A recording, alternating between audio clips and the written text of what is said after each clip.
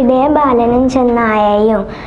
വിരസനായ ഒരു ഇടയബാലൻ തൻ്റെ ആടുകളെ ചെന്നായ ആക്രമിക്കുന്നുവെന്ന് വിളിച്ചു പറഞ്ഞുകൊണ്ട് ഗ്രാമീണരെ കബളിപ്പിക്കാൻ തീരുമാനിക്കുന്നു.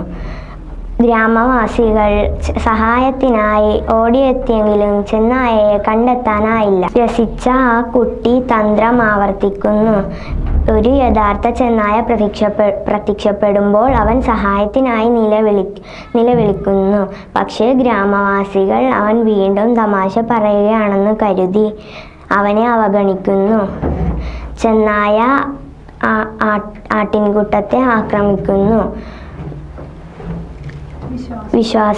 വിശ്വാസത്തിന് വിരുദ്ധമായി ആ കുട്ടി കഠിനമായ ഒരു പാഠം പഠിക്കുന്നു. ധാർമ്മികത നുണ പറയുന്നത് വിശ്വാസത്തെ തകർക്കുന്നു.